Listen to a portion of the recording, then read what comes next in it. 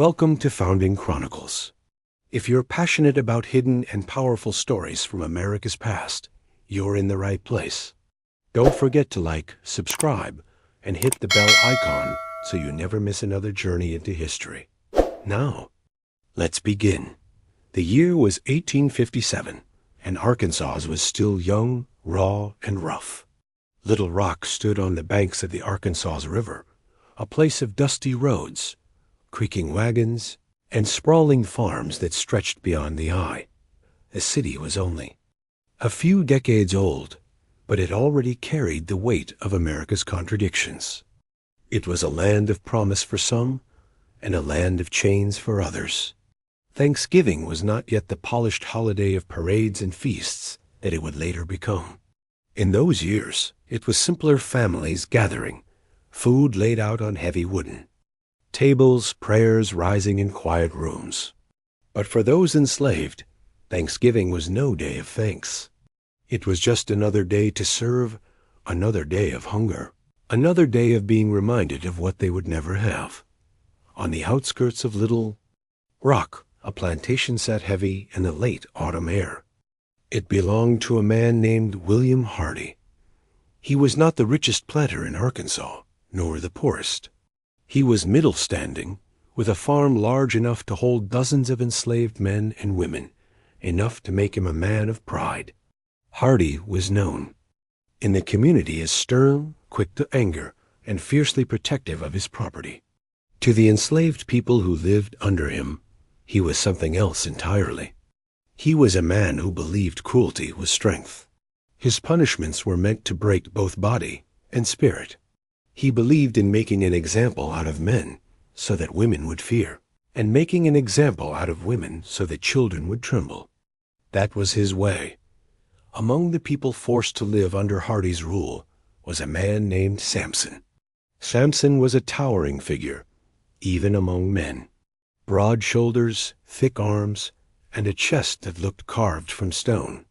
Some whispered that no man in Pulaski County could match his strength. But strength, for Samson, was both a blessing and a curse. The same muscles that gave him power in the fields made him a target in the eyes of his master. Hardy saw in Samson not a man but a tool, a beast of burden that could pull more weight, cut more wood, and pick more cotton than anyone else. Samson had been driven since boyhood to the edge of his strength, whipped when he slowed, starved when he resisted, and yet he endured, carrying within him a silent fire that never died. The autumn of 1857 was a hard season on the plantation. Crops had not yielded as expected, and Hardy's temper grew blacker by the day. His frustrations spilled onto the backs of those he owned. Men were whipped harder, women forced to labor longer, children sent into fields when their bodies should have been at play. Samson carried logs so heavy that other men could not even lift them. But it was not the labor that hardened his heart. It was the way Hardy looked at him, as if Samson were nothing more than an ox. No name, no soul, just muscle and obedience. Thanksgiving drew near, and Hardy decided to host a gathering. Neighbors, friends, and fellow landowners were to come. Food would be laid across long tables, and servants would stand at the ready to serve. For Hardy, it was not about gratitude, but about pride. He wanted to show others that even in a lean year, he could still put on a display. He wanted to show them his power. And on that day, Samson would be forced to serve, standing tall and silent in the room, eyes lowered, hands ready. But inside Samson, something stirred. He had endured years of lashes, years of humiliation, years of nights lying awake in the cold, hearing the cries of women pulled from their beds, and the moans of men beaten until their flesh split. He had carried pain upon pain, but never broken. Now, as the holiday approached, a new thought began to take root. It was not just resentment. It was something sharper, something dangerous. It was the thought that maybe a man could only be bent. So far before he snapped out the night before Thanksgiving, The air was thick with smoke from fires where enslaved women cooked food that they would never taste. The smell of roasted turkey, cornbread, sweet potatoes, and pies filled the kitchen, though none of it was meant for them. Samson stood outside, splitting wood under the watchful eye of an overseer. The axe rose and fell, each strike echoing into the dark. Sweat rolled down his back, though the air was cool. His mind was not on the wood. It was on Hardy. Every memory of being struck, every insult, every lash burned hotter in his chest. Morning came, and the house filled with guests. Wagons rolled up, boots clattered on the porch, laughter and voices carried through the air. Inside, Hardy played. The generous host, his wife at his side, his children darting through the rooms. Servants carried trays, poured drinks, and fetched more wood for the fire. Samson was ordered to stand near Hardy, ready to obey at a moment's call. He stood tall, his shadow stretching long across the room. People glanced at him, some with fear, some with awe. His size alone seemed to unsettle them, yet they said nothing. For he was only a slave, and his body belonged to Hardy. The meal stretched long, voices rising louder with drink, song sung, and laughter spilling across the table. Hardy drank deeply, boasting of his strength, of his farm, of his ability to keep men in line. He even clapped Samson on the shoulder once, as if he were some prized horse, showing him off to his friends. "This one," Hardy said with a laugh, "could tear a man in two if I let him. Strong as an ox, but tame. Ain't that right, boy?" Samson did not answer. He lowered his eyes. But inside, something flared. The night grew late, and guests began to leave. The plantation house quieted, though voices still carried in the parlor where Hardy remained, drunk and prideful. He called Samson to bring more wood for the fire. Samson obeyed, carrying in logs as though they weighed nothing. Hardy smirked, boasting again of the man's strength. Then, in a moment that no one could have foreseen, everything changed. Hardy staggered toward Samson, clapping him hard on the chest, mocking him before the few guests who still lingered. He called him a brute, a beast, something less than a man. And then he shoved him. That was the spark. Samson had endured years of torment, years of being treated like nothing. But this moment the laughter, the shove, the insult snapped something inside him. His great hands, so used to lifting wood and bending iron, closed around Hardy's shoulders. In one swift motion, faster than anyone could react, Samson's hand shot to Hardy's neck.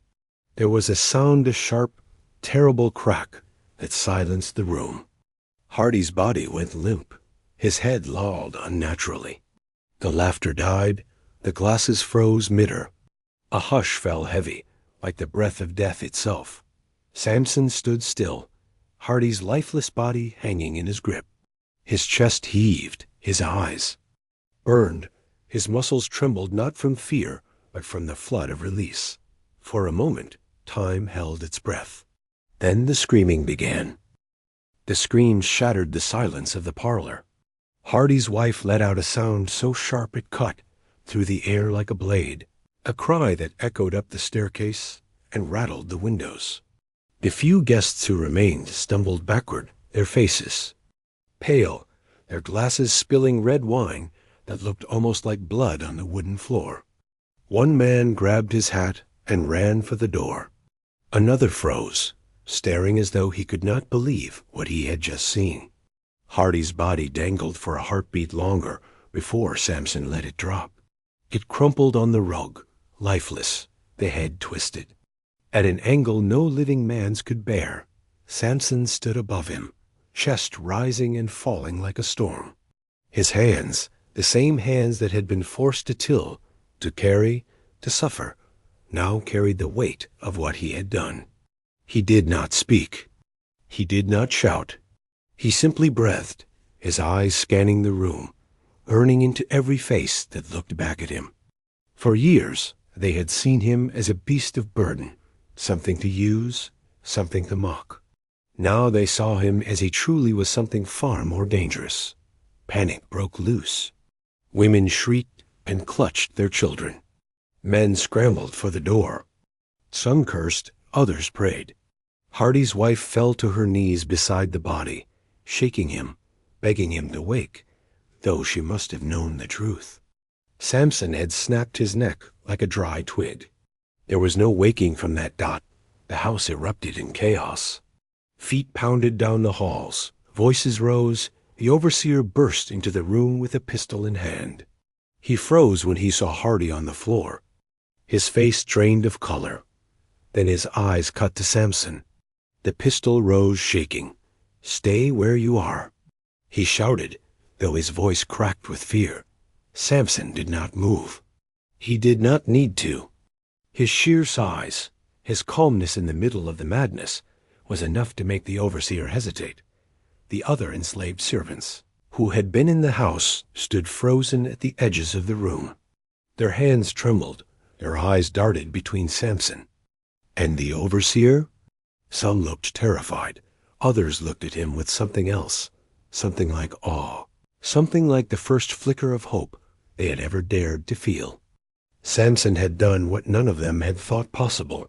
He had struck down the master. He had broken the chain with his own hands.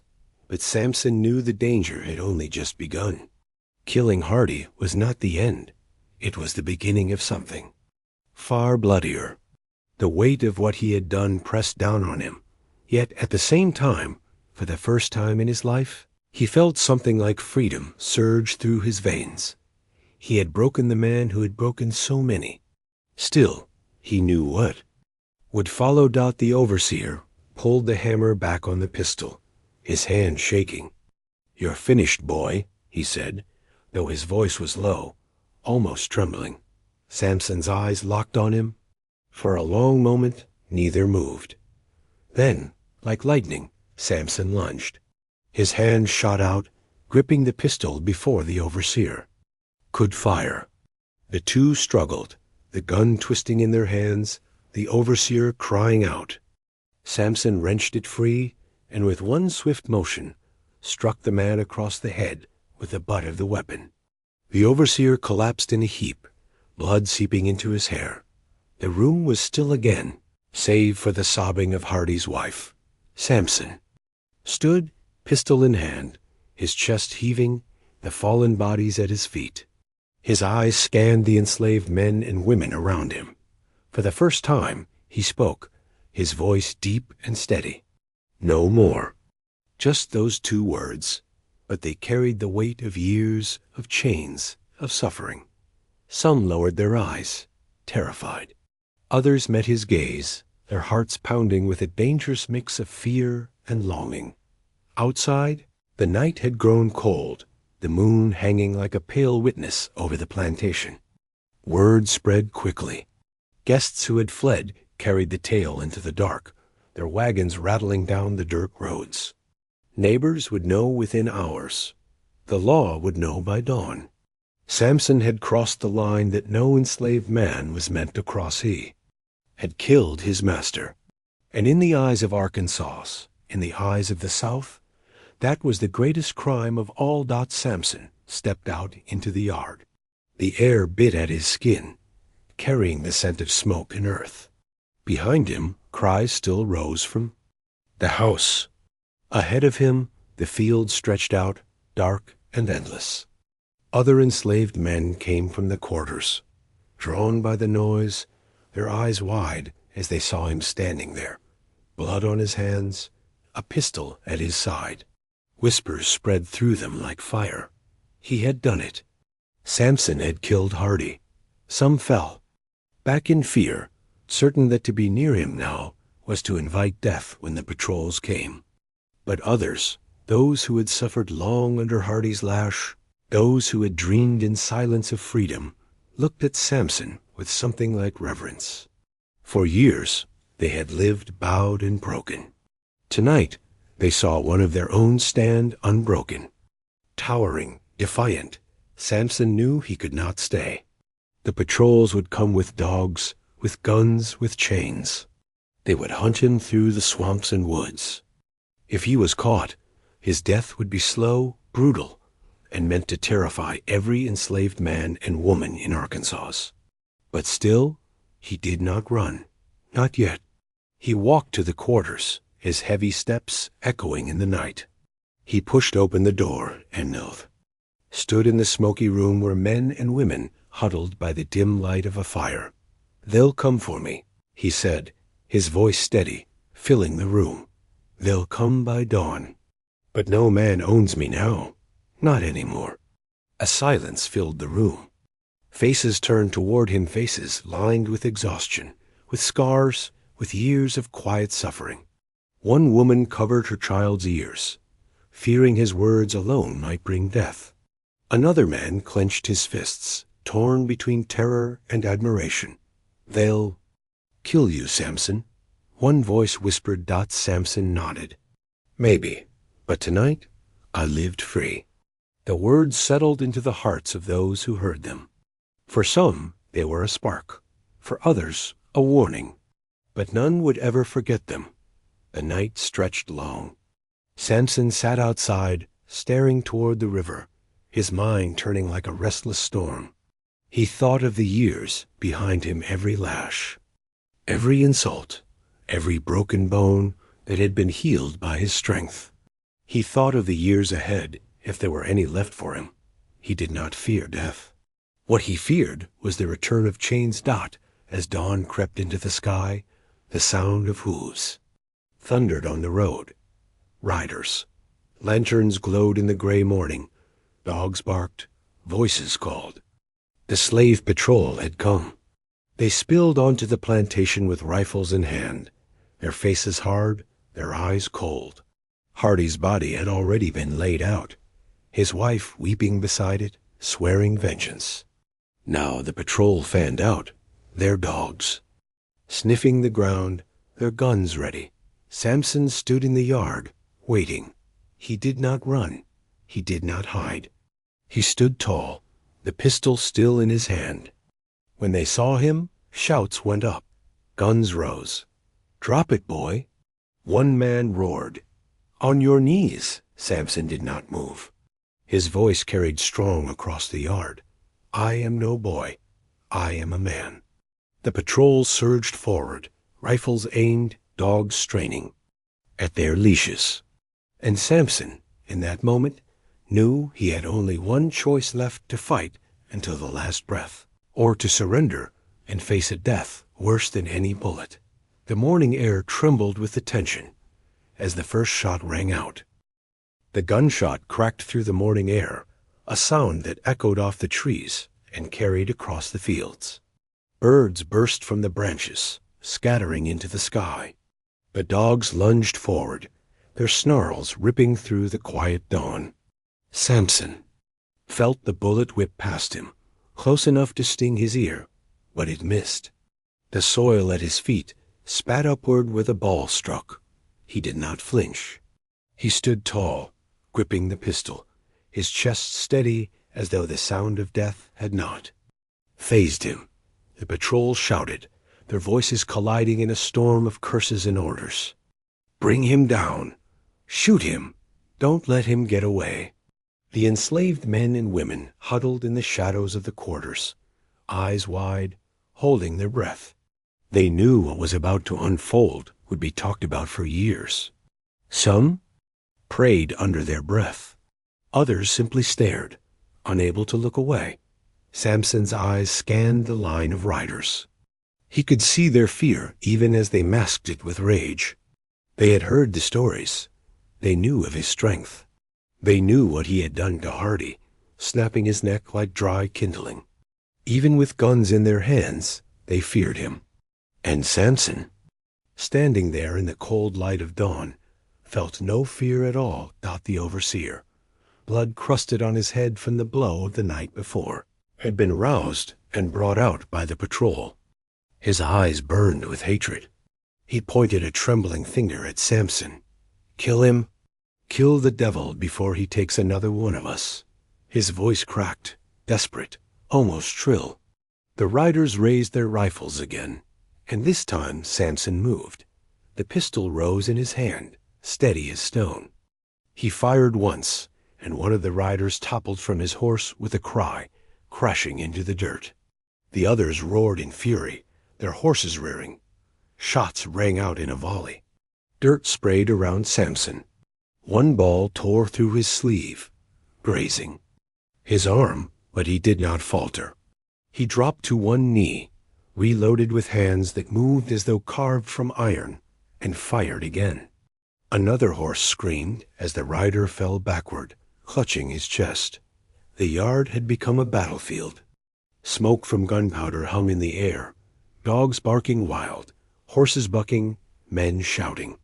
Samson's sheer presence, his refusal to flee, made him larger than life in that moment.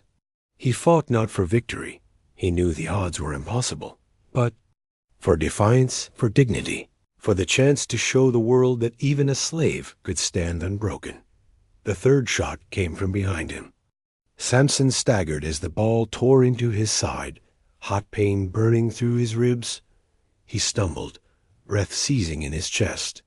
The enslaved people gasped, some covering their mouths, others weeping silently.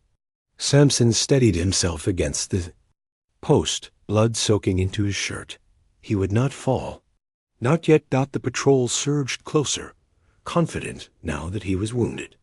They shouted for him to drop the weapon. "It's over, boy." One man roared, "Give it up, and we'll spare you the dogs." Samson's lips curled into something between a grimace and a smile. His voice carried loud enough for every soul to hear. "It ends when I say it ends." He lifted the pistol again and fired, even through the pain. Another man screamed, tumbling from his horse. The patrol erupted in fury, their shots raining down. Two struck him this time, one tearing through his shoulder, the other ripping into his thigh. His body jerked with the impact, blood streaming down, but somehow impossibly he still stood. The enslaved men and women in the quarters could no longer hold their silence. Some cried out his name. Others shouted for him to run. A few, emboldened by his defiance, rushed forward with stones, sticks, whatever they could grab. But the riders turned their rifles on them, shouting threats, and the brief flicker of rebellion faltered. Fear drove them back. They knew that to rise now meant death, not just for themselves, but for their children.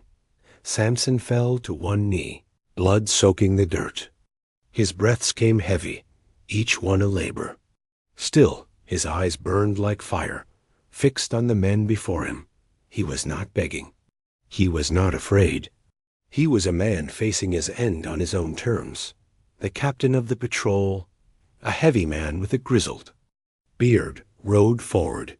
His voice carried sharp and cold. "End this now, Samson. Drop it, or I'll have them cut you down where you kneel." Samson spat blood into the dirt, his voice low but clear. "I was born in chains. I will not die in them." He tried to lift the pistol one more time, but his strength was fading. His hand shook, blood dripping from his arm. A rider raised his rifle and fired. The ball struck Samson in the chest. His body rocked backward, collapsing onto the ground. The pistol slipped from his fingers. A stillness fell over the yard. The dogs quieted, the shouts died. Samson lay in the dirt, his great chest heaving shallow breaths, eyes fixed on the sky. The patrol dismounted, approaching with caution, as though fearing he might still rise again. One man nudged the pistol away with his boot. Another leaned down, pressing a hand against Samson's neck. "He's still breathing," he muttered. The overseer stepped forward, his face twisted with rage and triumph. "String him up," he hissed. "Hang him where every slave in Arkansas can see what happens when they forget their place." But the captain shook his head. "No, the law will want him alive. Let them decide his fate. A trial, then the gallows. His death will be public, a warning to every Negro who thinks himself a man." The enslaved men and women were herded back into their quarters, the door barred. Mothers held their children, trying to shield them from the sight of Samson's broken body being dragged toward the road. Some wept quietly, others whispered his name like a prayer. Even in chains, even bleeding, Samson had become something more than a man to them. He had become a symbol, a flicker of fire in the dark. The patrol bound his hands, chained his ankles, and hoisted him onto a wagon. His body sagged, but his eyes remained open. He stared at the horizon, at the sun rising over the fields he had worked his whole life. He was bleeding, broken, captured, but he was not defeated. His silence spoke louder than any words, an unspoken vow that even if his body fell, his defiance would not be forgotten. The wagon wheels groaned as they carried him toward Little Rock. The road was long, the dust rising behind them. Along the way, word spread faster than the wheels could turn. By the time they reached the edge of the city, whispers had already filled the air. The slave Samson killed his master. They say he broke his neck with his bare hands. They say the patrol shot him, and he still kept fighting. Crowds gathered as the wagon rolled through. Some jeered, shouting curses. Others looked on with unease, troubled by the sight of a man who had dared to do the unthinkable. Among the enslaved, the whispers spread in secret corners, in hushed voices. They spoke of Samson not with fear, but with reverence. He had shown them that even the strongest chains could be broken. Even the most brutal master could fall. By the time they reached the jailhouse in Little Rock, Samson was barely conscious. His body was a map of wounds, blood drying on his skin, chains clanking with every breath. They dragged him inside, locking him in a cell of iron and stone. The door clanged shut, echoing down the halls. Alone in the dark, Samson leaned against the wall, his breath ragged but steady. His eyes closed, but in his mind he saw the river, the fields, the faces of those who had watched him fight. He did not regret. Outside, the city buzzed with talk. Some demanded swift justice, crying for his hanging. Others, in secret, whispered of his courage. The story had already begun to spread beyond Little Rock, beyond Arkansas. In taverns and parlors, in fields and cabins, people spoke of the giant slave who had snapped his master's neck on Thanksgiving, who had faced the guns of the patrol, and refused to kneel. And as the jail grew quiet, Samson's breathing slowed, his body heavy with blood loss and exhaustion. He knew his days were numbered. The gallows awaited him. But somewhere in the silence, he felt a strange peace. He had lived as property. He would die as a man. The jail in Little Rock was a place of stone walls and iron bars, a place meant to crush both body and spirit. But no one who looked into Samson's cell in those last days saw a man crushed. They saw a figure who seemed larger, even in chains. A man who carried himself with the weight of something greater than his own life. His body was broken, his wounds from the patrol festered, and every breath came heavy, but his spirit was unbowed. The city hummed with tension. News of the killing had spread across Arkansas and beyond. In parlors and taverns, white men spoke of Samson with fear and fury. They called him a monster, a savage, proof that slaves were dangerous when not kept in line. They said he needed to hang, and hang soon, as a warning to every black man and woman in the South. Yet even as they cursed his name, there was something in their eyes, a trace of unease, a recognition that Samson had done what few ever dared. Among the enslaved, the whispers traveled in secret. In cabins, in kitchens, in the quiet of the fields. They spoke of him in low voices. Some called him a fool, saying his rebellion would only bring harsher chains for those left behind. But others, their eyes burning with something long buried, spoke of him as a hero. They said his name like a prayer. Samson, a man who refused to bow, who faced the whip, the gun, the chain, and stood tall until the end. His trial was swift. There was never any doubt of the verdict. The court was filled with men who saw him not as a man at all, but as property gone wild, an animal that needed putting down. Witnesses were called. Hardy's widow wept. The overseer told of the fight, his voice still shaking when he described how Samson had risen again and again under the patrol's fire. Even some of the patrolmen, hardened men used to killing, admitted they had never seen such defiance. The jury did not deliberate long. Guilty, they declared, and the sentence was death by hanging. The date was set for early December, to make an example before the year ended. Word spread quickly. By the time the day arrived, people from miles around had come to Little Rock. They came in wagons, on horseback, even walking along the dirt roads, just to see the hanging of the slave who had killed his master on Thanksgiving. The gallows were built in the center of town, tall and grim, their beams standing stark against the winter sky. A crowd gathered, men, women, children, their breath steaming in the cold. Vendors sold cider and roasted peanuts, as though it were a fair. Some laughed, some jeered, some waited in solemn silence. They wanted to see the spectacle. They wanted to see the giant fall. But among the enslaved who had been brought by their masters, the mood was different. They stood at the edges of the crowd, silent, their faces unreadable. They did not cheer. They did not jeer. They only watched, their eyes fixed on the gallows, their hearts heavy with something deeper than words. Samson was brought out in chains. His body bore the marks of his wounds, his shirt stained with old blood, his steps heavy but steady. 2 guards flanked him, rifles in hand, as though even in his broken state he was still a threat. The crowd leaned forward, craning their necks to see him. Murmurs rippled. Look at the size of him. That's the one. That's the devil. Himself. He walked with his head high. Not once did he bow it. His eyes scanned the crowd, meeting the gaze of those who dared to look. Some spat at him, some cursed, but others quietly, secretly lowered their heads in respect. At the base of the gallows, the sheriff read the sentence. His voice carried over the crowd, but Samson did not look at him. He stared instead at the sky, gray and endless above. When asked if he had any last words, he finally spoke, his voice deep, steady, carrying across the square. I was born in chains, I worked. In chains, I bled in chains, but I will not die as a slave. I die as a man. A hush fell. Even those who hated him could not deny the weight of the words.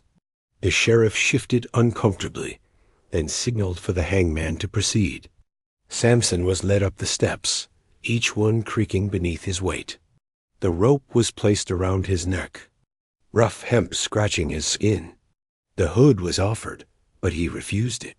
He wanted to look into the crowd, to let them see his eyes. The hangman stepped back. The crowd held its breath. Children were lifted onto shoulders. Men gripped the rails. Women clutched their shawls. The air was thick with expectation, with dread, with something none could name. The lever was pulled. The trapdoor swung open, and Samson's body fell. The rope snapped taut, his great frame jerking once, twice, before going still. A gasp rippled through the crowd, followed by a roar of voices, some cheering, some weeping, some silent. The giant had fallen, but in that silence, in the stillness that followed, something lingered. The image of him standing tall, refusing to bow. The sound of his last words echoing across the square. The memory of a man who had lived as property, but had died as a man. His body was cut down, buried in a shallow grave outside the city, unmarked, unremembered in official records. But among the enslaved, the story lived on. In whispered words around fires, in songs sung low in the night, his name was carried. Samson, the man who snapped his master's neck on Thanksgiving. The man who fought the patrol until his body could no longer stand.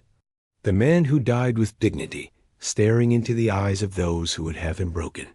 Years would pass. The war would come, and with it, the end of slavery. But long before that, long before freedom was written into law, Samson's story was already freedom of another kind. He had shown that chains could be defied, that a man could rise even in the darkest of places. To some, he was a monster. To others, he was a martyr. To those who remembered him in silence, he was proof that they were not beasts, not property, but men and women with fire in their hearts. Thanksgiving of 1857 was meant to be a feast of pride for William Hardy, a night to boast of his wealth, his power, his control. Instead, it became a night of terror, a night that shattered his household and left his name tied forever to the man who killed him. And though Hardy's grave was marked, though his family was remembered in records, it was Samson's name that endured in whispers, in stories, in the unbroken spirit of those who heard of him. The gallows had taken his body, but they could not silence the memory. His story lingered like smoke over the Arkansas River, carried by wind, carried by voices, carried by history itself. And so it is remembered still, the story of 1857 Arkansas, the terror of Thanksgiving, the slave who snapped his master's neck and chose death on his own terms. Samson, the man who would not kneel,